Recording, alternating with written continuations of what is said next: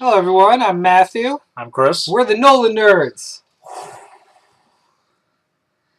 Zing! I don't want to do this anymore. I'll do the whole thing myself. Good. Go. You're not cool enough. You don't know what's up. I'm here to talk to you about Justice League Throne of Atlantis, which is It's weird when you move over and you can just see my dresser that I haven't closed yet.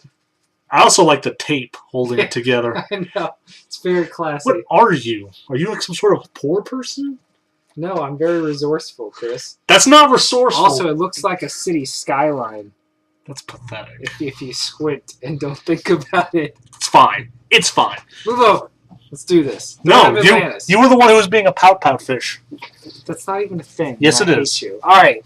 So, Justice League Throne of Atlantis, the newest DC animated feature film. Awesome. Also, is it not the? No, it's not the first, but it's the next in a line of direct sequels to other DC animated ones. Yeah. Following Justice League War, both of which take place in the New 52 universe. Yep. I think the best thing that Throne of Atlantis did is that it kind of smoothed out the edges of Throne of Atlantis. Because Throne of Atlantis is kind of sprawling as like a story goes, because there's a lot of different plot points thrown in. Right. And it's easier just to smooth it out as they did and make it more of an Aquaman origin. Yeah. Well, also, a lot of people were confused as to why Aquaman didn't show up in War, and they put Shazam in instead. I wasn't confused.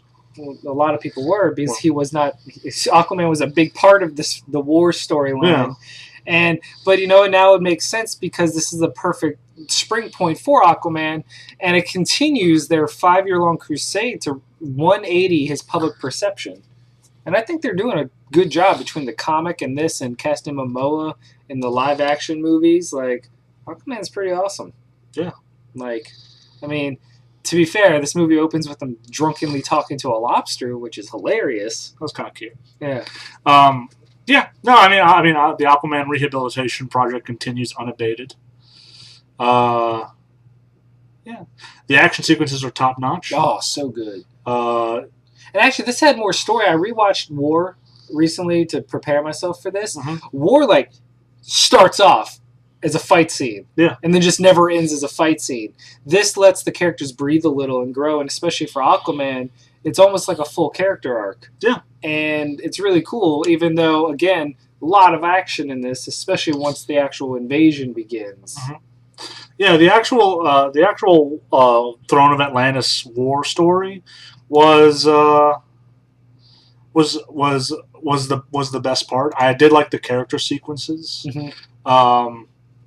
They even threw in the trench. Good for them. Yeah, they worked that in. Yeah, I will say though that even though this thing did a lot of good, I'd still probably put it in the middle of the pack. Oh yeah, yeah, because I think like it's good, but it's not great. I liked it better than War.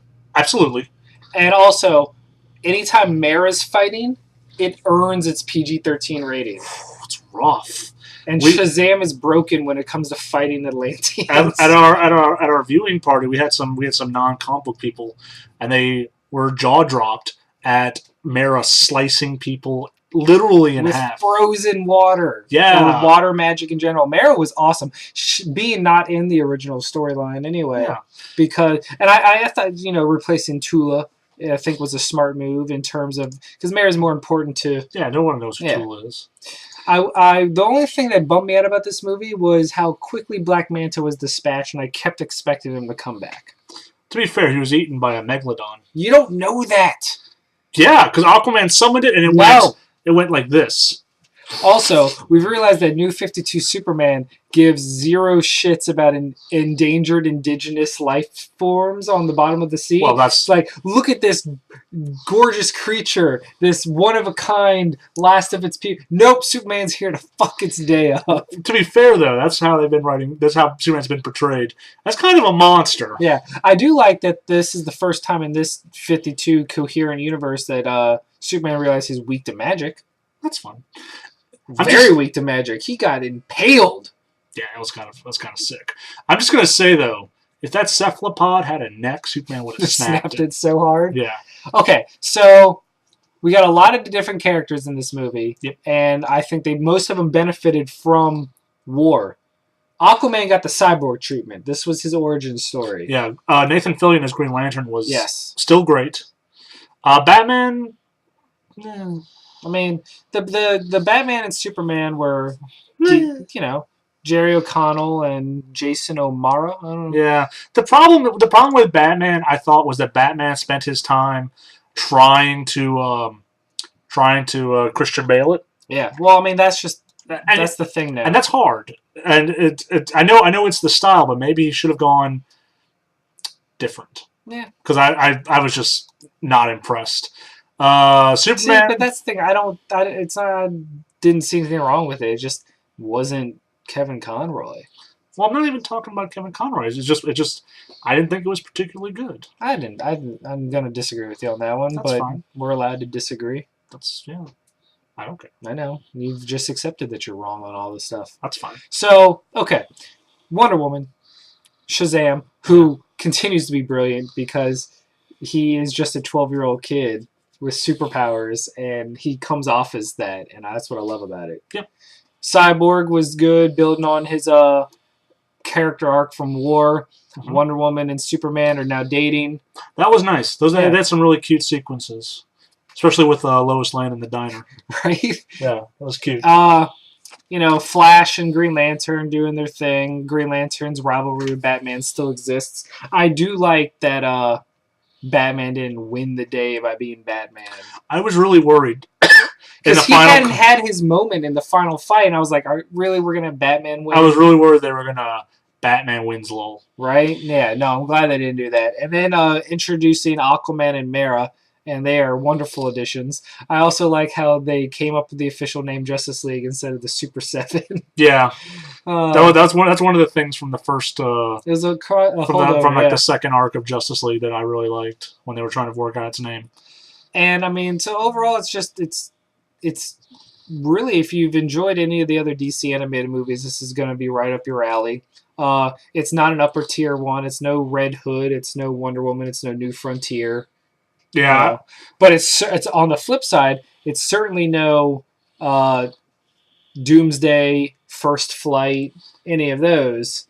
I would put it if we had 5 quadrants. Yeah, God tier, great tier, good tier, meh tier, and First Flight tier. Garbage tier. Yeah.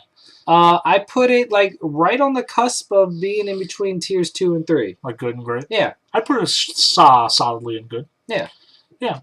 This would not be a waste. I don't know if I could recommend a purchase. Oh, I would. I would recommend a rental. Well, to be fair, that doesn't hold much cachet with you because you don't own any of them, even the ones you consider great. Yeah, I know. So you doesn't mean much. But I would be more likely to buy the ones I thought great. I just didn't. Hey, you asked for a rating. I gave it to you. It's not a rating at all. We're about to give our rating. Give your rating. I will give it 7.5. 8.5 from Chris. All right. I will also give it an 8.5. I believe we gave War an 8. I don't remember what we gave War. It's been a while. I don't remember. We also got one of the greatest bonus features featuring the Aquaman Brave and the Bold episode, the outrageous vacation. That was so good. It was a nice palate cleanser. It was. They're completely just on opposite ends, but good times. Aquaman has it just reminds you how they've been building Aquaman up as to be fun and great again for a while. Mm-hmm. So, yeah, Throne of Atlantis, Aquaman. Woo! Rent it. Buy it. Go Team Venture. I'm Matt. I'm Chris. No, I hate you. Go away. This has been Throne of Atlantis. Also, I even tried to wear something Chris would enjoy. I'm just wearing a plain white t-shirt. Looks great on you. I hate you. We didn't even talk about Lex Luthor in the after credits scene. Yeah! So, looks like we got another movie coming. I don't think I like Steve Blum as Lex Luthor. Really? Nah. God, you are so picky and anal about everything. Not really. He's great at everything. He is. but I don't know if I consider him a Lex Luthor. Why? He can sound super scummy. Yeah, I don't know. No, I'm all for it. Okay. It's like you being wrong with Batman. It's just is what it is, and it's the cross I have to bear. And you bear it so well. I have to be associated with a guy who's always wrong. I have to be associated with you. Who's always right, making you realize how wrong you always are. But if that was true, then wouldn't I change an opinion to be right? No, because you're so stubborn about it. Yeah, nah, that ain't me. All right, NOLAnerds, Throne of Atlantis, not doing it. Nope.